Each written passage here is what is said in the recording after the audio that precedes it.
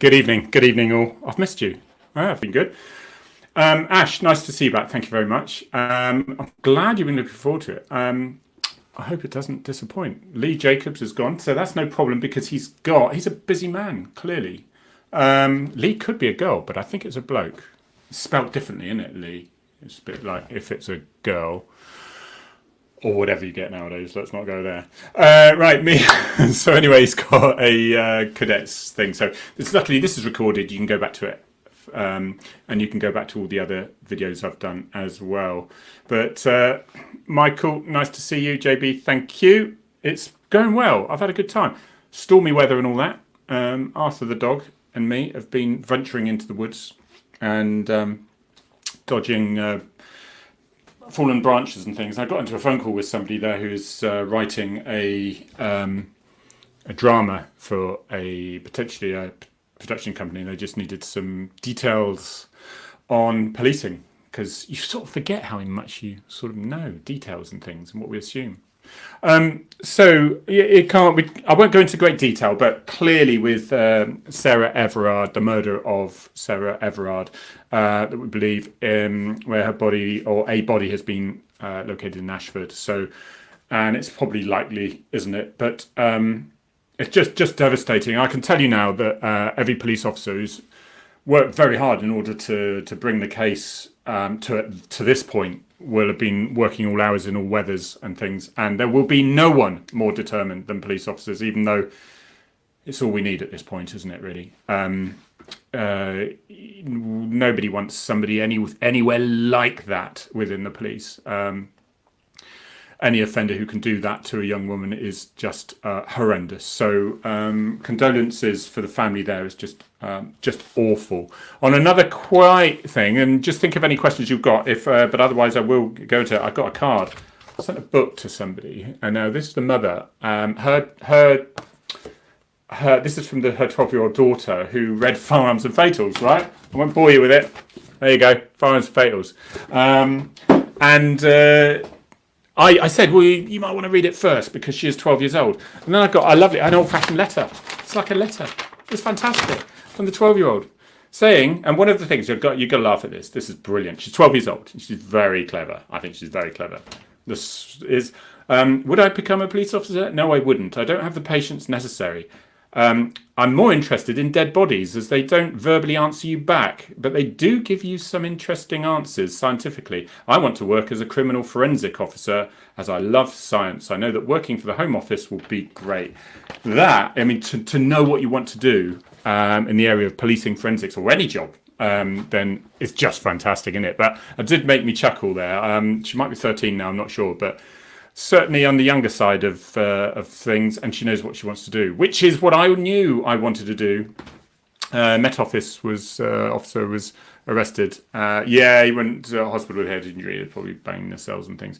He's back, I understand, in custody. I see release on news. So I was a similar position when I was 10 years old. And I won't bore you too much with all the details, but it was generally, why was it? And I wanted to drive the fast cars with the blue lights, and then just a Panda car was good enough for me. I was just working for a living, didn't it? Going to all the way through my career, I listened to people saying, "Oh, I've got to go to work. Oh, geez. Oh no, I've got to. It's so boring, and I don't like the people." And the good thing about working in the police is that you have, if you get a little bit bored in an area, you think, well, I was working Dawlish for 3 years and I thought, time to move on. And then I could do the instant car in Torbay again and then join the armed response. And if I'd wanted to, I could have it'd been difficult, but really pushed to go into dog units or something like that. So it's so much, if you join an insurance company, you can just sell insurance and you can sort of supervise people who sell insurance above, but how far do you go, So that's the thing. And I think what I'm doing is getting a lot of people saying, would you still join today? And would you still join today because, the way the policing is? Yes, I definitely would. It's different today, but you've still got victims and you've still got people who need help. And they're the ones you get your satisfaction from. Even if it's road collision, even if it's you talk someone off a bridge, that's a good day's work, really, isn't it? And even if you're dealing with death and things in a road traffic collision, you're bringing closure to the family because they know that you appreciate it very much. That you appreciate the fact that it was their son or daughter or husband, and that you did all you could. Jordan says, "Hi Harry, going to start recruit training soon and very excited after reading your book." Good, I'm glad I haven't put you off. They say that everyone remembers the first arrest. Can you tell yours? No, I can't. But then I've got one of those. It's ridiculous, isn't it? I was a special constable in Newquay first. So it was probably a public order one, where a regular officer says, "Oh, Harry, do you want to arrest this one?" And I've don't have to say anything, but it may harm you. Been probably thrown into it like that. I am unique, you might have noticed, not necessarily for all the right reasons. I'm unique the fact that dates and names and stuff, they disappear, And if I could get it, as personal as I can, my dad died when I was 18. I couldn't tell you what date it was he died. It was in 1988. Why? It's nothing to do with my dad. It's nothing. It's a date. It's a date in a linear calendar. Somebody I arrested for the first time. You'd think I would, but my brain is sort of on to the next thing. I've done that one now. Fed up with it, and I tend to remember the most interesting things. And, the most interesting, the ones that are a little bit tested you, either frightened you a little bit, or wasn't that not many, not because I was well-hard and all. I wasn't, but I just thought, well, someone will get here before it gets too bad, So I wasn't too worried about that either. So it's different things, whereas other people are really offended if you don't remember their anniversary or something. And luckily, my wife's exactly the same. She's not really interested about, if I forgot our wedding anniversary, it wouldn't be, in the shed at the bottom of the garden, because she's just as bad at it. So it's just horses for courses, isn't it? So congratulations, Jordan, for starting your recruit training soon. So exciting. And I've spoken to so many people who've asked for sort of a little bit of encouragement, maybe a bit of advice. Am I doing the right thing? I've had some 42-year-olds saying, am I too old for joining? I've applied and I want to join ARVs. Is it too late? No, it's not too late, because you've got all that experience, that life experience, and especially if you're in the forces, you've got that sort of discipline about you and whatever. So it's really, really good. And we've got a good 20 years out of you for that. So, good luck, Jordan. Whatever age you are, young or old. Thanks for the videos, Harry. Thank you, Dom. I applied for the police about 15 months ago and have watched you since. Hopefully, we'll be starting in May. Keep up the good work. There's a lot of people. That's brilliant. A lot of people coming in, and I'm seeing a lot of people saying, Harry, you wouldn't believe it. I pass out in a week. They go on their passing out parade, and it just feels like 5 minutes. With COVID and all that, they've been doing a lot of not classroom stuff, but from home. It's been so, and then they get to the point where you need to have practical training so that you then are doing stop searches and dealing with domestics, confrontation, be thrown into a scenario, really. But you won't be thrown into it. That's wrong. You are taught the best ways of how to go about it. You're taught the law. And I always found in the back of my mind, okay, best case scenario, what have I got here? Worst case scenario, what have I got here? So best case scenario could have been, it's just been a bit of an argument. I'm happy that it's not gone too much worse here. We can all have a bit of an argument. A little bit of advice, do the regular forms that we need to for just our, so we've got some sort of record ourselves and things, and then disappear. Otherwise, it could be, control rooms could say, oh, it's been horrendous, he's threatened her, she's been crying, and said that he'd assaulted her earlier. So then I know best case scenario, he's probably coming in for at least an interview so we can establish exactly what's going on.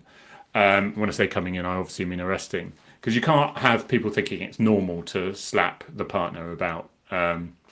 So worst case scenario, we're going to end up a bundle. Have I got the backup anywhere near? Because if I'm on my own, or if there's two of us, then, what have we got on their previous? Are they 25 stone, built like, and have they got GBH with intent, and have they regularly assaulted police officers? Then you probably want to go in with a little bit of, sometimes just go in pretty much on your own, but you've got Man Mountain hidden around the corner. So if Man Mountain came round sometimes, it might spark the situation off, especially if there's been no offences already. And they wouldn't feel, but if, 6 cops turn up, he's like, right, what do you think you are? So it could be very much like that. Nathan, do you have any do you have to have a completely clean record to join the police? No, you don't. It depends what it is. So if you've smoked a spliff in the old, some time back and you got caught for a little bit of possession, if you got a little bit of drunk and disorderly, but it was not too bad, you didn't end up beating the copper up and things. So we're talking, or anyone up, we're talking drunk and disorderly as opposed to violence, like serious violence. Common assault is violence, but that's just a little push, isn't it? It tends to be looked at on each scenario. How long has it been since? Have you learnt by it? You're just going through your adolescence sort of thing when things happened, and now you've found your way. Because wouldn't it be ridiculous if the police have a complaint from somebody saying, "Oh, there's guys smoking pot around the corner and it's wafting into my window and they're really annoying." So you go round and then there's this couple of teenagers and you search them because you can smell them and he's got pot on them. And so you give them a little warning, like a caution, whatever it is, and then he then disappears off, joins the Royal Marines or something, has a time in the military, leaves the military. We have got a top candidate for the police. Wouldn't it be ridiculous if we couldn't let him join because he'd got a drugs conviction? And this is where the devil's in the detail, because when you see, do you know there's so many police officers convicted of sexual offences? If you look into them, it may well be the fact you've got an 18-year-old who's passed a photograph to his girlfriend who is 17-year-old. There could be days between them, but technically, that if you do that to a juvenile, then that is an offence. It's a sexual offence. So it might have been a warning for that. So again, sort of past. It's got to be dealt with. It's got to be dealt with, and it will be involving the parents and they've been going out with each other for 3 years, sort of thing. And it sometimes life isn't black and white, is it? And so it's got to be dealt with in degrees of proportionality. And then, of course, you go on from there, and you've got somebody sending photographs of themselves to a juvenile when they are not themselves by not a juvenile by any means. So, we don't want them in the police, do we? No. So that's how it is. So probably have to. I think the going rate is about 5 years, but it depends what it is. Best thing is always be honest about it. Always tell them when they ask, have you had any warnings, cautions, convictions? They will look, because what they don't want is people coming to the job and then embarrassing the job, and then say, well, the police, look, he's committed this offence, and you should have found him and you didn't. So they will search. Thank you, Sam Truman. Hey, Harry, you've been a great source of info for joining. Love the videos and book. Any idea what the police views is on RAF reserves? Could get deployed and be gone for 6 months plus. Yeah, no, we had one. Very sadly, we had someone in Devon and Cornwall Police who was a PCSO, and he was a reserve, and I think it was in the army. Went to Afghanistan and lost his life. So there's a plaque for him. He was a PCSO. So, I think it'll be looked at on each situation. I wouldn't like to say yes, you'll definitely be all right, or no, you definitely won't. But we certainly had one, and even though he wasn't a police officer, he was a PCSO, and I don't think there would be too much of a difference. We'd rather have you as a police officer and then as a reserve in the RAF than not have anyone at all. And this goes without saying as well, because I spoke to someone recently who's been applied to join the police, and then they got really badly affected by COVID and had long COVID. And then they were sort of thinking, especially maturer people tend to think, I'm only 45 grand, I'm going to have to go down to 23 grand. That's a hell of a jump, especially if you've got a family, you've got a mortgage. And so often you can get your fix as such by joining the Special Constabulary. So you wear the uniform, you get the training, not quite as much as regular officers, clearly, but you get to, you have to learn the law, you get exams on it, but you're guided through, it's certainly an assessment to get in there. And then you do your practical training, and then you're on the street with regulars or with other specials, and you do it when you want. So you can get you. That's what I did when I was in Newquay. When I was a 18-year-old and I failed to get into the police the first time, and I was absolutely distraught about it. And then I was in a uniform, NATO jumper, like the bill, for anyone who can remember that. NATO jumper, black trousers, white shirt, black tie, black leather gloves over the back pocket, and going in and going to pub fights and stuff. So it's good. I didn't get paid for it, but I got expenses. I got my fuel money and a little bit more, and you get training every now and then, every weekend or every few weekends you'll come up to do training, and you'll meet up once a week or whatever. It's those things will vary slightly from force to force, but Nathan, I just discussed it. Yeah, I can't tell too much detail about the officer arrested for murder, but I've just explained early, probably just before you get in, how I know every police officer will be absolutely distraught, and how they would have worked their backsides off to catch the suspects in order so that people can feel at least a little bit more safer. Women in particular, of course, can feel a little bit more safer knowing that the perpetrator, suspected perpetrator, the alleged, and all that sort of business is locked up at the moment. But horrendous situation. Yeah, it's a stick to beat us with, isn't it? The police. I say us. I'm no longer in the police, but it's a stick to beat us. But those who don't like the cops and have got reason to not like the cops, or maybe have had the odd bad experience, it's perfect for them, isn't it? But there's some good people out there, and they're working hard and they're getting results. As with that murder so far, so that's good. Hey Harry, do you have any tips for a 17-year-old looking to join the police? By the way, lovely content. Thank you very much. Yes, I do. Just do practical stuff. Work in a charity shop. Do Duke of Edinburgh award scheme if it's available. If it's out there, then do that. That's worth its weight in gold. No worries, Sam. Thanks. And if you're thinking like now, when you're going out and you think, I can't get a job, there's no jobs because everyone's got, I can't even get a job in the supermarket, I can't, then just do it every other weekend, perhaps in a charity shop. It shows you're getting that conversation with public, and you're dealing with problems when some 90-year-old comes in with a I'm being really stereotypical here, with a little woolen sort of I'm going to dig myself out of this one, and say, I want my money back. And then you're just dealing with that sort of confrontation and things. You'll be able to bring experiences and examples to your interview, basically. I did parachute jumps, I did cell training, I did a voluntary job in London for 12 months. And that was with the physically and mentally disabled then. So just to show that I'd cut the apron strings and had gone, but otherwise just do air cadets, police cadets. 17 now, you're getting, I think you certainly could still, but air cadets, army cadets, all that. You're really learning good skills and learning stuff. That's what I suggest, Matthew. Get those exams, because you need a level 3 now, by all accounts, the least. So, have a good evening. You just finished PDU. Now on section, finally, Matthew. There's a man. You should be.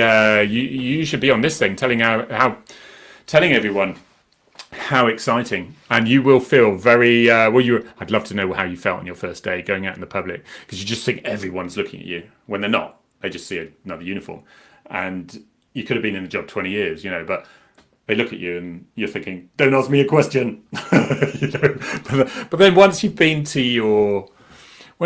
your 50th question in a row, and you sort of get used to it. And we used to call them SFQs. You're sitting in the van or the car, and somebody a little bit drunk maybe, or somebody would come up and they go, and you go, oh no, it's an SFQ. And they go, hello.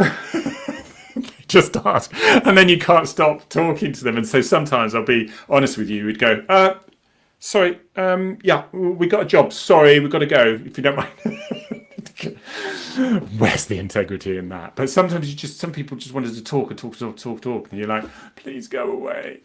But otherwise, we love it. We just love meeting nice people, because we're not used to nice people speaking to us. We are. Fair enough. Makes sense. Good, Nathan. Thank you. If I was going to be a firearms officer, I think I'd apply for the Civil Nuclear Constabulary. I'd imagine it's a much quieter life there. You might get a bit bored there, though. But I don't know too much about it. I know their chief constable is a sterling chap. But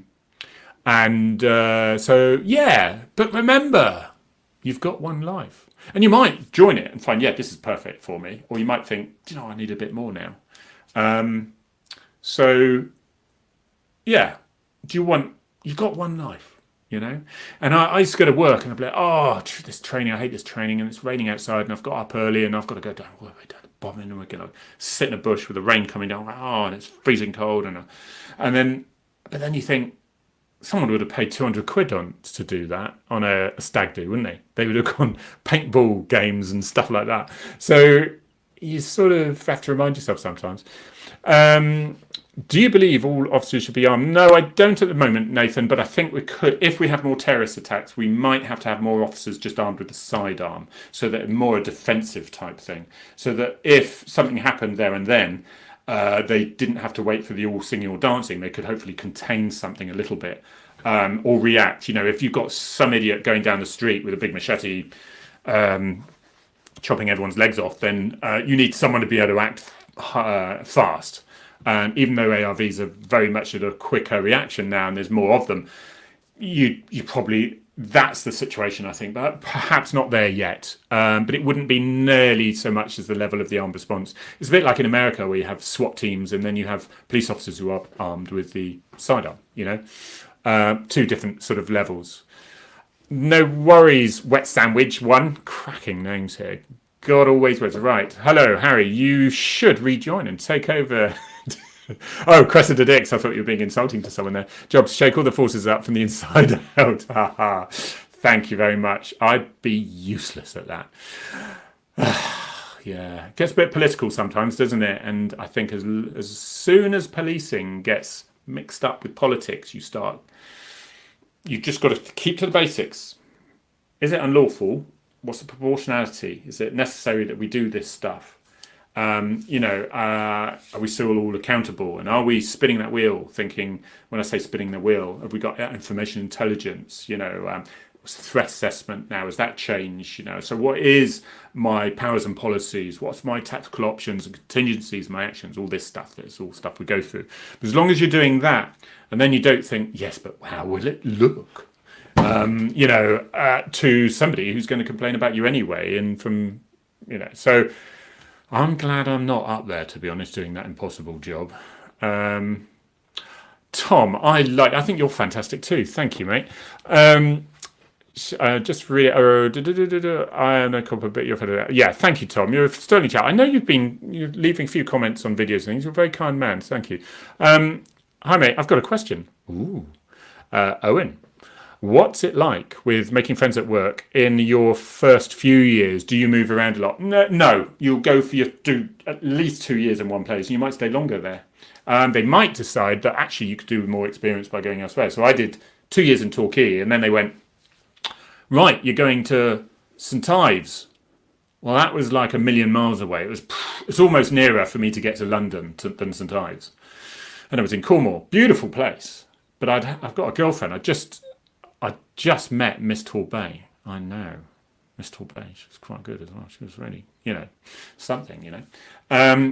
So I thought, I don't know. So I sort of appealed, and they said, what about Clumpton? I thought, well, yeah, I could do that. And then they said Dawlish got a little one, which is a tiny little place known for its black swans and on the seafront. And it was brilliant. 3 years of just dealing with the most rural crime, you know. So you go from pub fights and drugs but there were a lot of drug overdoses there. Drugs are everywhere, absolutely everywhere. A lot of drug deaths and stuff like that. So no, you won't necessarily. If you've got a house, if you've got bought accommodation, they won't move you from a certain distance from that because you have. And if you are, and they try to not upset you if you've got a girlfriend or a partner who is got a job of their own, then you can hardly send you the other side of somewhere, can they? So you might have to go. In our force, they can send you somewhere up to 22 miles as the crow flies. So straight line, 22 miles away. I, as choice for my promotion, decided I would go Torquay to Plymouth, and that was an 80 mile round trip. So that's 40 miles. Roads. I don't know what it was as the crow flies, but I did that so I could get sergeant under my belt. Otherwise, I was going to have to wait much longer. Right. So bought a motorbike to keep me awake driving back. That's bad. Don't. It certainly did. Visor open. But don't drive if you're tired, kids. All right. So making friends, fine. You'll find that the people you join up with will be friends for life. You'll meet them in 30 years' time, and it will be like, because you've been through quite a lot together already. Then people in your probation. This bunch here. What have I done with it?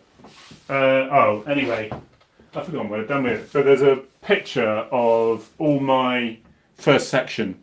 What have I done with it? I don't know. It's been nicked.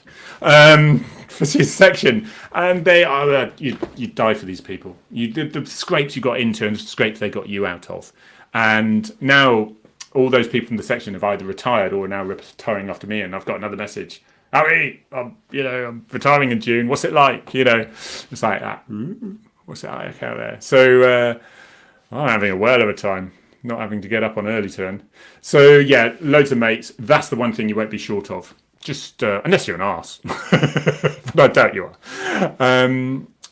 Okay, was there a time during your career where you didn't know some sort of law legislation when somebody asked you? Yeah, pretty much all the time. And the good thing is you discuss it amongst yourselves within the section, or just get on the radio.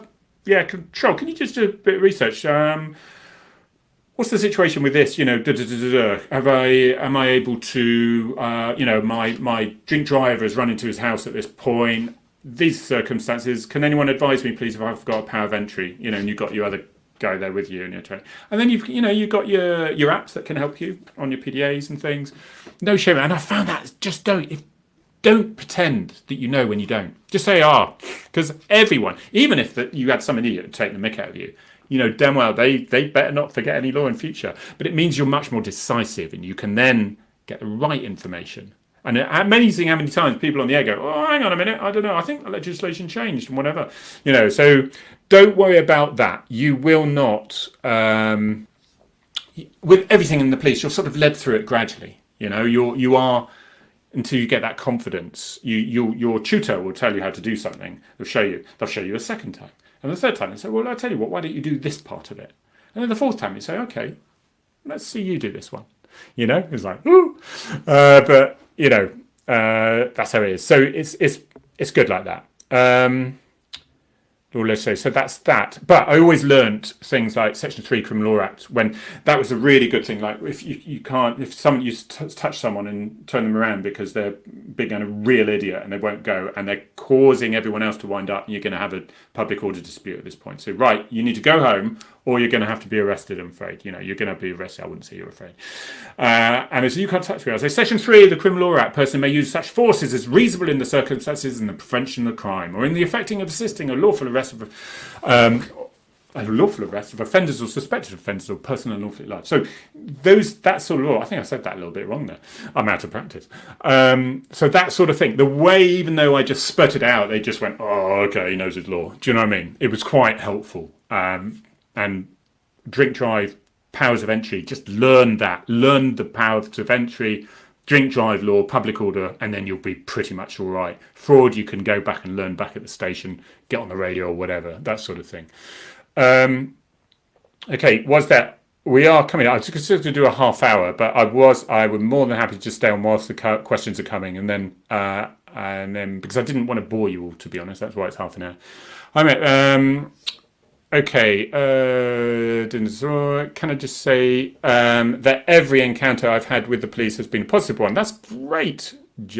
I've had many encounters with the British Transport Police, and each time the officers have been very friendly. Do you know, it's weird. If you're nice to these people, they're like nice back.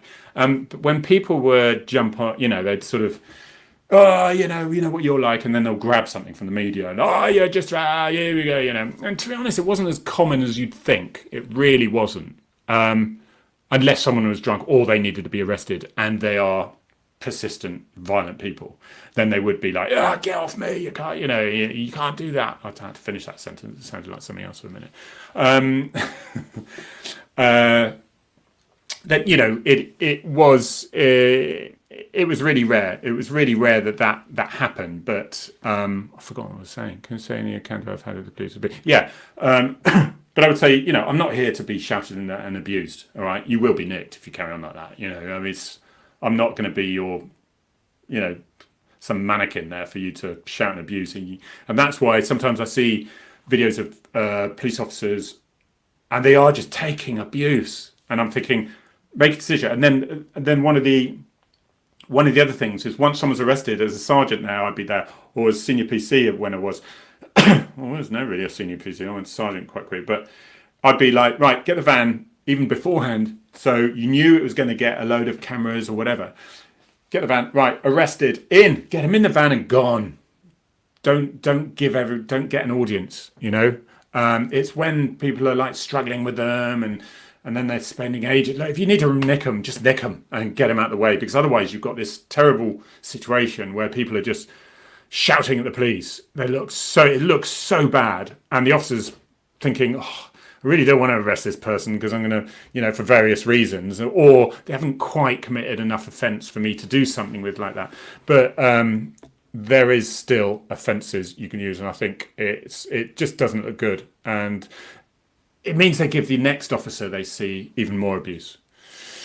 Hiya, do you have any thoughts on Operation Snap? Is that, Robert, can you just confirm that is the dash cam footage where people can put in their dash cam footage to the police when you see some offence? If you can just come up with that one again, Robert. Forgive me. What's your thoughts on policing in your hometown? I don't go in there enough, really, to be honest. I mean, Torbay is mine. Yeah, it's Torbay. I worked it. Is a little bit with the moment since Theresa May cut all the things, and this was why they're all panicking and saying, "Oh, look, we've given you these extra police officers." No, you didn't. You took far more of them away in the first place. And of course, you can't bring back the police stations. You can't bring back those civilians. I mean, there's 50,000 people that went, including civilians. So those police officers are now having to do the civilians' jobs. All that just doesn't get done. So that preventative stuff doesn't get done anymore. And turn to fire brigade policing, we call it, where you're just attending 999 emergency after emergency. So where's the possibility to do that prevention? It's starting to turn around a little bit, maybe. Okay, my first posting is 40 miles away, in which I've appealed. Yeah, what do you think my chances are of getting it changed? Depends, Jordan, if you're single and you haven't got any property and you haven't got a partner, it's not looking good for you. And I would just say, if those are the case, if that is the case, because I did 40 miles for 3 years, and I got a motorbike, so it was actually cheaper in fuel. I could park right out in the station. I didn't have to find parking. Big bike, 1200cc thing. And just actually use it as an opportunity. I know it sounds really cliche, but sometimes when you're forced into something and you're in a different area, and you'll find you'll never leave there again, because you just see something different. It's nice to get away from where you were. And 40 miles isn't too bad it's less than an hour away to come back. So I think you're probably struggling unless you've got real big commitments at home. JB video. I know railway enthusiast spotters get a bad name, but each encounter I've had with the police, the officers are asked if I'm okay and either let me and stay and talk. Brilliant. Good. There's probably a few closet little enthusiasts in the police, you see. That's why. But good to hear it. Even discovered I had something in common with one officer. There you go. What are we coming to? He was also a fellow photographer and took an interest in what camera kit I used. That's right. He's trying to see if you'd nicked it, eh? No, I'm only joking. Jake. Okay, I should put these things up really, shouldn't I? Hi, Harry. Have you ever had, oh shit, something going down moment in the job? Yeah, all the time. They're the best. They're the best. I mean, even if I was stuck on the side of the motorway once, and I was just doing a bit of paperwork, and I was on the observation point, and I heard this, and this car just went like sideways, and the caravan it was pulling on the opposite side of the carriageway. So I was on the northbound, and this was on the southbound, and I thought, oh, that's bad. And then a car just went through the whole caravan, and it was just an explosion of confetti. So no one injured. It was cool. And the other one was driving behind something, and I thought, oh, slowed down a bit. Why is it all slowed? HGV, a Mini, had lost control by hit the centre reservation where the gravel bit is, lost control, gone into the back wheels of an HGV that flipped over the front of the Mini, went onto its side, and then skidded over the Armco towards oncoming traffic, 3 lanes of oncoming traffic, put vehicles onto their roofs, literally crushed them down to their doors. And there was just devastating. And I'm first on the scene, and I'm like, and the key thing is, you go into automatic jet pilot mode, like DC-10 mode. Like, Victor, we seem to have a situation on the motorway. Can I have, back up as soon as possible? The motorway is closed on both directions. I am going to need rolling road behind, and if we can have traffic to the scene. I suggest we've got 5 vehicles involved, and there could be multiple casualties. Thank you. And that's it, and that sort of gives and obviously exactly where you are is the crucial thing, isn't it? And I remember seeing a motorcyclist there, and he was just staring ahead. He was like a Hell's Angel guy, and he was like, I said, "Are you right, sir?" He goes, and there was a big number 1 behind him, and he said, "I saw the HGV coming towards me," and he says, "I knew I was in trouble, but I ran out of options." He just sprayed, and there was no deaths, no serious injuries. Wow, you don't often get that in a devastation like that. Right, Harry, have you ever had... Right, so you guys are going to set me up one day because I'm putting these on and not vetting them completely. Did you see the new Police Scotland trail of the Naxalone? Oh, that was used for overdoses. Yes. What are your thoughts? Oh, yeah, totally. Really necessary. We were trained in this other drugs for when people have broken their legs, arms and things, excruciating agony. And because my brain can't think of names too easy, I've forgotten the actual name of it. But even some paramedics weren't actually issued with this stuff. I never needed to use it, but certain of my colleagues did. So some severe drugs that we keep in under lock and key, and also, because many lives can be saved. Naxalone was used over 30 years ago, still, even longer. And it's like a lot of the time, the drug users would get really angry when they came around because you'd neutralised the effect of their drugs. So they thought they were having a wonderful time, and you've just ruined it, and you've just wasted so many quid of their money, and they're going to have to find that again. Through crime normally. And it's an amazing drug. So yeah, definitely need with the right training, and it is considerable amount of trainings for these things that are given. And it's relative.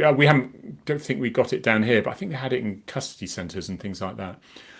Hi Harry, it's submission for dashcam. Thank you, Robert. It is dashcam footage. Yeah, I think it's great because what we were getting were loads of this stuff coming in, and there was no one to actually deal with it, because the traffic departments were busy, so they needed to set up something.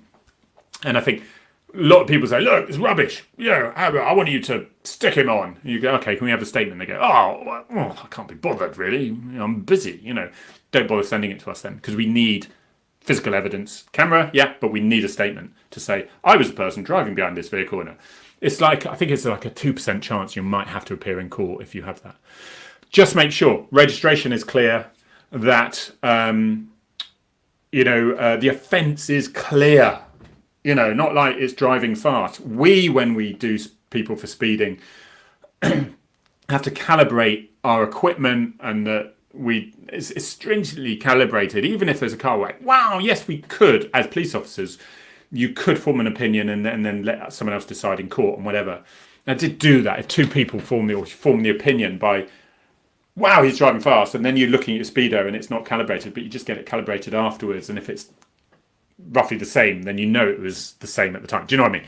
So, but rarely very used like that, and you'd have to know every particular thing about your change and what you've calibrated since and how you did that. But so I think it's good. I think it's really good because it makes everyone think. Suddenly you've got a few more cops out there. So if you've got a car and he's just thinking, I'm going to overtake on this blind bend on this solid white line, there's his registration number.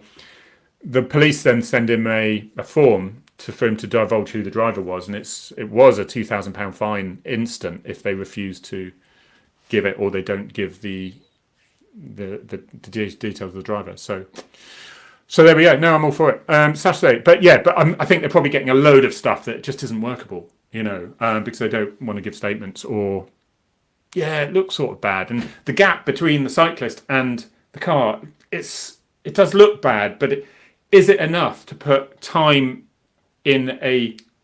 But it's not quite. It's not like shocking. Oh god, I'm going to get myself in trouble with the cyclist or whatever. Okay, let's make it simple. The car passes there and the cyclist is miles away, and the cyclist is complaining that the car was too close, for example. All right. And they say, well, that won't happen, but there's a lot of bits before it then gets very clear to a jury or magistrates to say that was very. So we send the obvious ones and they will get done without any issues. I have my final interviews for specials. Any advice would be appreciated. Yeah, don't take my advice because I probably wouldn't pass one nowadays. Just be yourself.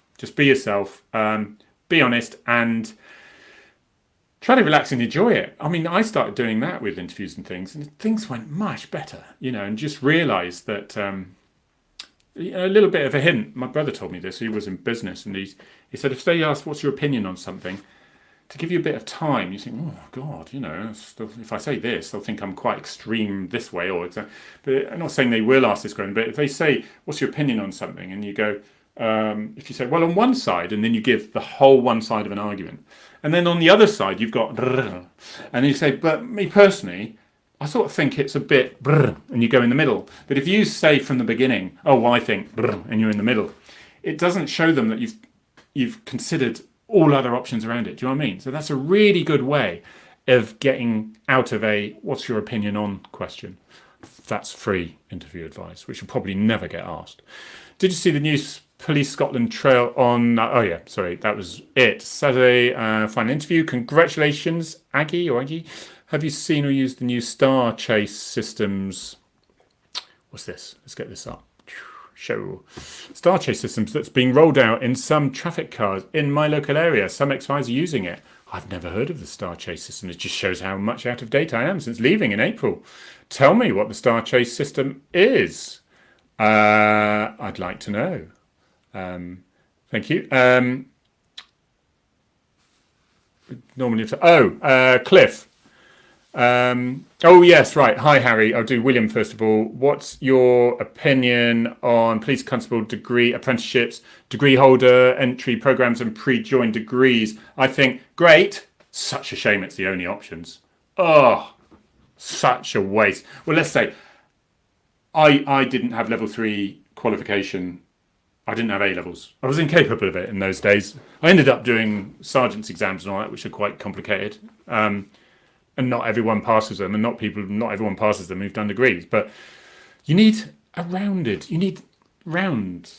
people, don't you? You need people who are really, degrees and are practical. You need people with degrees who are slightly less practical, but really into their policies and putting together operations and things like that. And some people are really good tellers, and some people are much better doers, and the other way around, So it's just such a shame. I think it's such a waste. But I wouldn't get in nowadays. All right, I wouldn't. If I'd have to do a level before I could even do the one where you get a degree whilst you're in the job. I don't think it's really accomplishing much, because I think when you leave, look, if you do it and they're paying for you to do it, freaking brilliant.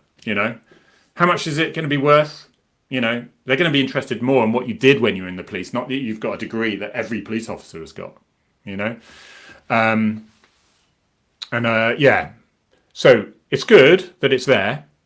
They said to me, well, what about all the skills that I've got with farms tactics advice, VRP protection, and all this pursuit tactics, all those, lots of courses. I mean, months and months of courses, and then I've got nothing to show for it. But then when I leave, I can say, well, this is what I did. Ding, ding, ding, ding, ding, ding. They're not going to worry about a degree I did 30 years previously. Do you know what I mean? But it's not lost. Right, whilst the astonishing low shots fired by the police, do you think that CTSFOs which use SAS tactics slightly overkill? No, I don't, because the buck stops here, you see, Ollie.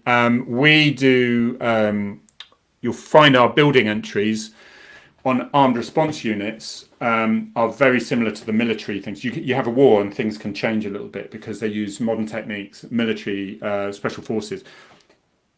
will come up with better stuff, first aid and procedures that they use, tactics. So yeah, even though CTSFOs abseil out of helicopters and things, which the ARVs don't do, the ARVs have still got to be available to do a spontaneous hijacking. I'm going to shoot them in 10 minutes type people. So, and that would be emergency entry, stun grenade, smoke, freaking,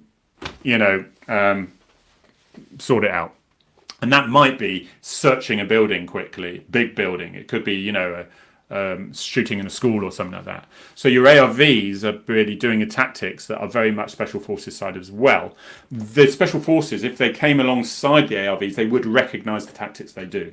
The SAS and the CTSFOs obviously do it to a much higher standard because they train in that level much more, and they do other tactics as well, of course. They do high level stuff and all that.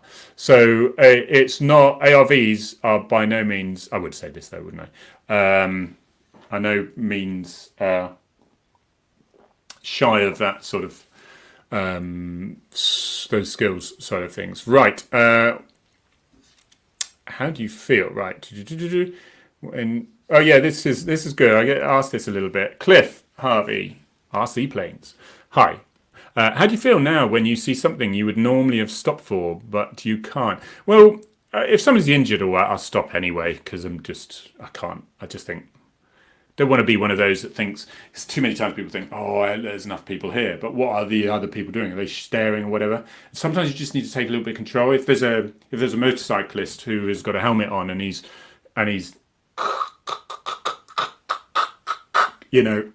undercut and he can't breathe, and people saying, don't remove his helmet, don't remove it out. It's no good. With the armed response side of things, with the training we have, you would, under these certain circumstances, I'm not saying rip every helmet off every injured motorcyclist now, but in certain circumstances where you think they're breathing very well, we would just drag them out, pull that helmet off, because it's no good not having a broken neck and being dead, is it?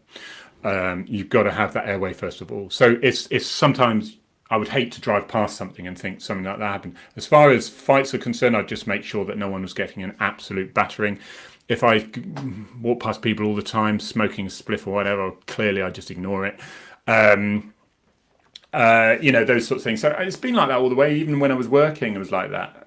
To be honest, I'm not. I deal with the stuff where you need to. You can't just ignore it, and that would be bad if you did, really. Have you ever come across emergency service vehicle enthusiast spotters? In your time on the force, I never really knew it was a thing until recently. No, usually they're the older ones. We had a bit of problems with people that were having a bit of fun with some flickery blue lights, which is an offence, and quite alarming if they stop cars, especially if it was a single female and they're thinking, was that a plain police car? They just freaked me out with their really bad driving. So that was really important to stamp out. But no, I mean, I like enthusiasts with their car. Even the youngsters who go around on, I say youngsters, mostly youngsters, but middle-aged and whatever as well, who would meet up in car parks at night. And most of them were absolutely well-behaved. It's only certain idiots who then start doing donuts. And you find the other ones to think, well, we don't want them here, There was a time when I drove in, and little did I know, but somebody was videoing my Range Rover drive into this thing where there'd been trouble, and somebody was doing a burnout, and this was at McDonald's car park in Exeter, and it was like, and everyone cheered because I drove in when he hadn't seen. I ended up giving a section 40. No, seize the vehicle because he'd already had a warning. So section 59, and 60 seize it. So he'd already had a warning, so seize it. And then I got a really nasty email from his dad to say that I'd done this and whatever. So I sent him the link on YouTube because somebody was on YouTube, and I never heard from Dad again. So I think son had actually told Dad something that wasn't quite correct. So I just sent him the link of YouTube of his son doing a burnout when the police car turned up. But no, generally I have no. Do you know what? I like the fact that they're spending money on their cars, having a pride in something, and generally most cops are like this, seriously are. And then I always used to drive and then talk to people, and they were so shocked that this. Certainly, some of them would be quite shocked that a police officer was like talking to them and quite nice. They expect you're just sharking around in your big vehicle looking for offences, sort of thing. But no, I think it's good. It's good, better than spending it on drugs and stuff, isn't it? JB, giving your secrets away now. Have you ever, yeah, your main interest has been trains, but since I discovered the bill and London's burning, I've taken an interest in the police and fire brigade and come to appreciate the job we do, guys. Thank you very much, mate. Thank you. How many cops do you think would prefer? I don't know. Do you know what? We don't talk about it. I think we're all bored about it. We don't really talk about it much because I think we know that it would solve some problems and create some more. I think I'm going to sit on the fence on that. I don't know what the answer is. I just don't want to smell cannabis everywhere I go.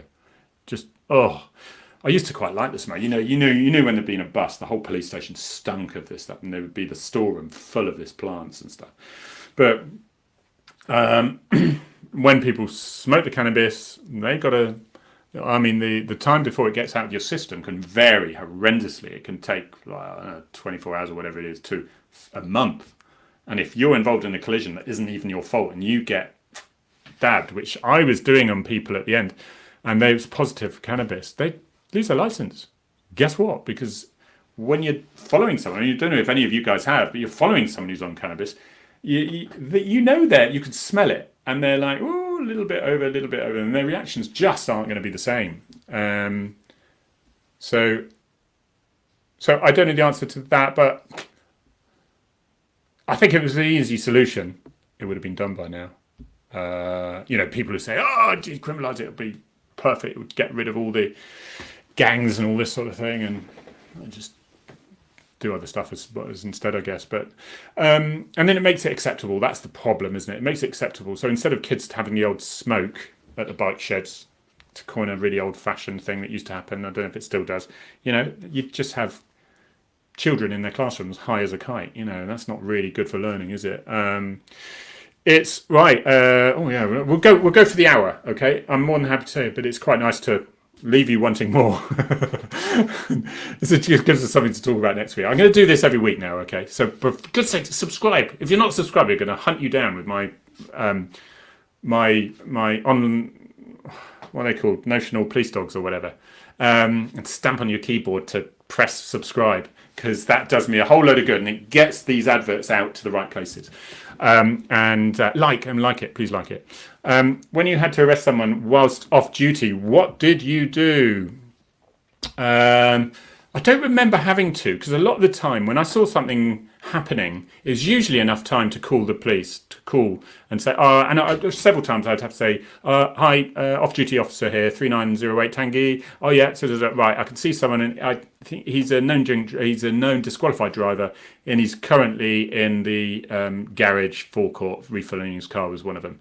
And we've been after him for a while, Thank you very much. And I'd just monitor, I'd just wait and just let the uniform cars then come and don't, because then if he did go, if I had my kids in the car, I wouldn't have bothered. But if he did go, I could just really just shadow at a big distance and update them. So that's the sort of thing you don't usually. I can't remember. Did I actually arrest someone off duty?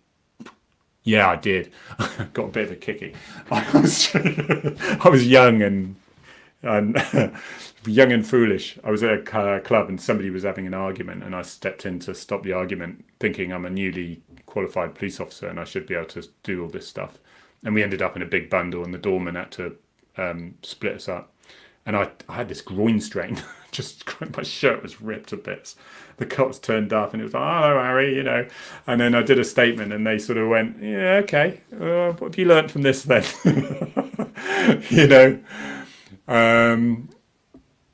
So no, I'm seriously not, Tom. I'm not intelligent. I just talk quite well because my dad told me to speak quite well, and it will get me out of a whole load of trouble. The main reasons for not joining the regs is A-levels, specials. Right, what's this? John Smith. The main reason for not joining the regulars is A-levels. Yeah, that was, yeah. Specials life for me. Agree, you miss the opportunity for many people joining who have practical abilities. Yeah, but what you find is, yeah, and then just... Of course, if you haven't got the GCSEs, then you have to do GCSEs, and that could be quite expensive. So all I'm saying is, if you were thinking about this and you didn't get the grades, and you're still at that college level where you can get free college, just invest a year or two and just get yourself a couple of GCSEs or whatever, so that you can then do that A level. If you don't manage to get into a job, I don't know if there are any still that would allow. No, it is all A level thing. So this is where, when I was younger, I knew I had to get about 4 or 5 O levels or GCSEs. It was the last year of O levels, and so I just did enough work for that. If I had to get A levels, I probably would have either done something else, because let's face it, I wasn't going to work harder. But you have different things, then I write a book, and I've just written a novel that I'm just clearing up. It's going to take a long while to edit and stuff like that, but I don't think anyone will buy that. But it's all about the police, and I've had a well of a time with it. The main reason for the so how does CTSFO work? Is it on call basis, or are there officers on duty 24/7? Yeah, they are on duty, and they're splattered around the place. And so CTSFO is Counter-Terrorism Specialist Firearms Officer. So you get your ARV officer, who is an authorised firearms officer. So all these are authorised firearms officers. ARV, and then you've got your SFO, which is Specialist Firearms Officer. So I knew loads around in my force area, and they were all amongst us. And they tend to do pre-planned warrants and jobs like that. And they could do mask jobs, which is with vehicle interceptions. Although we do vehicle interceptions as well, they'd be plain clothes. To be honest, our job in ARVs was much more exciting, and I had people who had been asked to join the SFOs but decided not to, because the ARVs was far more spontaneous and we were doing more work. They would do more training and a lot of waiting around as well, so we didn't quite like that so much. CTSFO, more waiting, a lot more training, and some pretty decent warrants. They're the ones where you're getting your terrorists when there's loads of guns inside, and they'll fight if you go in, sort of thing. But if they weren't there, the ARVs would have to do it, not so much the warrants as such, but the SFOs would then have to do it. But if something was going down now, then the ARVs would be doing, so they are quite readily available, CTSFOs, but they're not on the doorstep. Unless you're in London, of course, and then they are. I'll get there within seconds.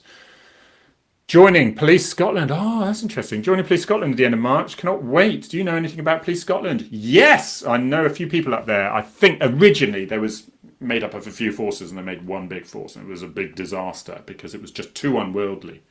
What you'll find, and look back on this, if you're in your early 20s or late teens, look back on this in 30 years. What they do, right, and here's a secret, what they do, they go, it'll be much better to have one big force with one boss, and it's far more streamlined, and then we'll have one big traffic department and so we'll just devolve everything, and and it'll be cheaper because we'll just buy from the same people and all this, it'll be cheaper. And then what you're saying is, then you realise that there are failures like that. There's certain failures. It's too unwieldy. Something happens down here in this little village, and the boss of the whole thing, who's trying to look after the cities, is like, sorry, who are you again? So the little village doesn't get any help. Whereas if you regionalise, then you have your sub bosses and such, and so they have their own budgets, and they have their own, rotas and stuff like that. And so things can happen a lot more quickly. And then they do that, and they go, it'd be much more efficient. Somebody comes in and gets promotion by devolving. So I think Police Scotland has done that. I think don't panic, Phoebe. I haven't really heard anything bad about it as more than any other police force. I think it's a good place to be, good people. I know some people there who are lovely, lovely people who I know who've not said anything negative about it. So good on you, good place. You'll be fine. The trouble is over, is what I'm saying. That period of sorting things out. Do all counties have SFOs? Yes, they do. Any ideas about Suffolk and Norfolk? Yes, they will have. Next, what sort of physical fitness do you have to maintain on your role? Right, so the bleep test, okay, so you run, boop, and you have to get to a point, boop, before the beep, and you get a little bit of grey area where you just need to get there, but it doesn't matter if you're not there, do you know? Turn around, beep, and that's a 15-metre one. And it's you can get the Google bleep test, and so you just measure out 15 meters, and then you can get the right one because there's a 20 meter one as well, and you'll be like, and it speeds up after a period of time. Now to join the police is 5.4, and you really should be able to do that. I was a bit controversially slapped down on Twitter by some rather wakey people who said, "Oh, people get a bit anxious about doing their 5.4," and I said, "Well, if they're anxious about doing 5.4, which is pretty much just above walking pace, then how are they going to cope with the stresses? We're setting them up to fail if they're then put out on the high street and they're having to run after people and fight with people and whatever." And they were saying, "Oh, anxiety." You mentioned that word anxiety, and there's real anxiety and there's worry and nervousness, and I think a lot of people are confusing nervousness, which is a natural phenomenon, with a medical condition, anxiety. And that's what I personally think, and I know I'm right. So we do 10.4, and that's a little bit more cheeky, so you have to learn that. I did when I was 50 years old. I just did a week. I'm not a mad fitness person. I did a week's which I would be still doing now if it wasn't for COVID. I did a week's circuits, press ups, sit-ups, running, with a club in Torbay, and that was enough to get me an 11. I did 11. SFOs do 11. 10. No, it's ARVs. Sorry, I got this wrong. I think ARVs is like 9.5, I think, and then SFOs are 10.4. So we would always do the 10.4 because there was always an SFO doing that list. And then in my training, I just did it as long as I could go, and I got an 11. So it's more than possible, and you've got some big guys who can do that too. If you did a little fitness regularly, and you weren't too overweight, believe me, there's lots of people who are slightly overweight or overweight. You can still do it, all right? So no worries. We're not looking for action men and women. What's the hardest thing to overcome in the force? I think for a lot of people, it's the shifts. After a period of time, it wears things, especially if they got young children, because they're taking them to school, getting home, going to bed, short sleep, up, getting back from school, because their wives are working or their husbands are working a civilian job 9 to 5, you see. So when you finish a night shift, that's the thing. But you can just sort of cheers, Ash. Yeah, but you can choose what you want, of course, can't you? And so apply for stuff, and it gets a bit too tricky or whatever, and just think, actually, it's not for me. Then what to do with Devon and Cornwall Dorset? Yeah, Devon and Cornwall Dorset, and they have done. They've sort of, they haven't merged it. It was all stopped at that point. But you're right. There's advantages and some disadvantages. What I found with some forces, some tri-forces that you get where they've Bedfordshire is one, I think, Hertfordshire and something other. Now, not that example, but there was one in mid-force where an ARV was technically on duty. They'd have to travel 2 hours before they got to their post in order to patrol, and then 2 hours back at the end of a night shift. Can you imagine? At the end of your workday, then before you can go home. It's just rubbish. Didn't work really. So there we go. That was an alliance. So we are an alliance with them. We share certain things with Devon and Cornwall. Share certain things with Dorset, such as their personnel department. Maybe? Yeah, finances, that side of thing. I think. Yeah, I think. Look, it's 4 minutes past. I think I think we'll end it there. Did you ever have to draw your files spontaneously? Yes, frequently. When I say spontaneously, did I come around the corner and have to draw it? No, I never had to. Plenty of people had to when they were sent to a job which they thought wasn't very much, and it escalated rapidly. Were there any jobs that we got sent to and we had to draw our jobs? Absolutely, lots of times. So, yeah. It all gets a bit exciting when you point your gun with 15 rounds of ammunition at someone for the first time in a public place. It's a bit like with being on VIP protection as well, because you're near a very important person, a very famous person. You've got a loaded gun on you. I mean, that's quite a responsibility. That's why the vetting is like crazy stuff. They want to know about everything and everyone about you and what your bank accounts are like and what your partner's bank account's doing, because they want to know if you're open for blackmail and stuff like that. How many days off? We do, basically, it comes to a 40-hour week, 39-hour week like everyone else. But then work overtime or whatever. It's just that, and then sometimes the shifts are great because we do either a 10 up to 12-hour shift, some people do, and then that means you're less commuting to do your hours. So, and why don't all officers, I don't think it's there yet. The problem we've got with all our officers carrying firearms, even if it's just sidearms as a self-defense mode, like in America, for a majority of that, is the problem they have is the expense of not only the firearms, but the training and then the space in order to have the refresher training. The space just isn't there. They can cope with the current firearm situation. So they will have to buy land, build ranges, train staff to instruct in order to have this constant flow of officers going through. That is why at the moment, hi Harry, have you ever thought about the RAF jet fighter with all their arsenal? I would like God Always Wins to... This is an atheist talking to a God Always Wins. You see, we can all get on.